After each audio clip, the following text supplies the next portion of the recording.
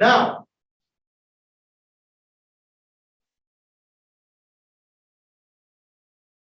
we have two vectors. I will keep them R1 and R2. Okay. I'm sorry for that. But you will see the idea is the same. What is the change in position? The change in position. You can tell me it's simple. It is R2 minus R1 as vectors, right? It will be R2 minus R1 x direction in I hat, x component, I'm sorry, in I direction plus R2 minus R1 y. I need to put y here, here, and x here in j direction. This is the change in the position vector. So if I ask any one of you, this is me here. No, I am here. I change my position from here to here. You can tell me you are initially at this position, finally at this position, and the change in your position is this. So I have a change in y position. So I have, what is the application here? Okay, I have delta y, which is y2 minus y1. I can use this. And I have delta x, which is x2 minus x1 in my vector. You can write this in your answer, in your exam. Because I understand you have the x component and the y component. I'm talking about. Now, you told me about the change in my position. Okay, did I do that in fast rate or in slow rate? What that depend on? Okay, tell me what how can you tell me I am fast or I am slow changing my position? Time.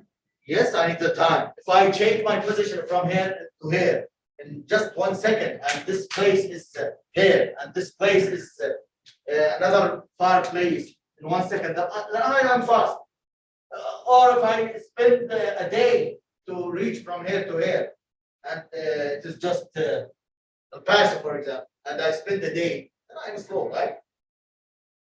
So I need the time. I have the time. I have the initial time when I am here. I just register the time. I write the time here. Then when I am here, I put the time again. Then I know the time. So I have delta t, which is T2 minus T1. There is something named the rate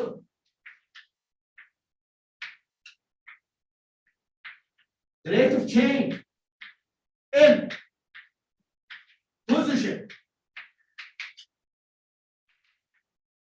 This will give me the speed or the velocity. Okay. I will write it again here. The rate of change in velocity will be the acceleration. The rate of change of momentum will be the force, and so on. The rate of change, it is the change with respect to time. Okay, what if I ask you, what is the rate of change? Rate of change in x direction or in I direction. You will tell me it is delta x over delta t,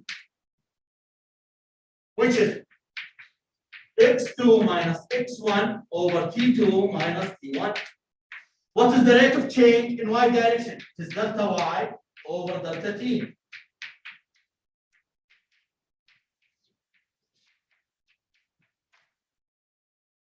You know what is this? It is the velocity in x direction. This is the velocity in y direction. Simply. So I need to change the change. I need to find the change in position divided on the change of time. This is the velocity in x direction or the velocity in y direction. The acceleration, we will see that it is the same thing. Now we know the velocity. It is the change in position with respect to time. If I have, this is my velocity initially, v1. Then I have, this is later, I have this velocity, v2.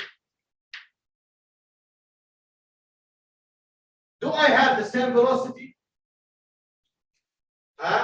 If my velocity here as a magnitude is 5, then my velocity here, I will draw it in the same direction.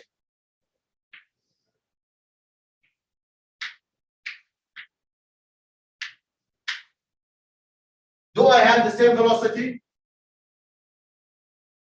I don't have the same velocity.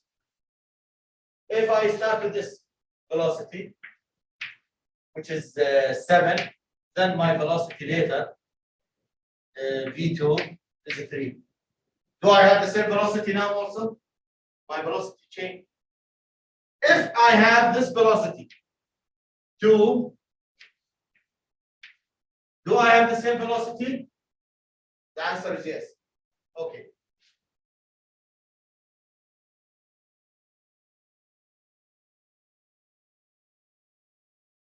In these cases, we have vector velocity and the same direction for the velocity. In this case, the first one, our velocity is decreasing or increasing? Increasing. So, if we need to find delta V, which is V2 minus V1, it is positive, right? Here, V2 minus V1 is negative. Here, V2 minus V1 is 0.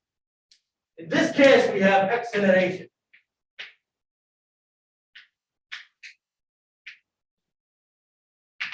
During delta t, be sure about that. We have time. Now, always we have time. The positive acceleration is acceleration. This is negative acceleration. Sometimes we call it deceleration. Deceleration. Here we don't have any acceleration. Our acceleration is 0. We have constant velocity. Now, what is the rate of change in not position? In what? I'm talking about what now? Velocity. The change of rate, velocity, it is not the speed or the velocity, it is acceleration. Acceleration. It is the acceleration. This is the change in velocity.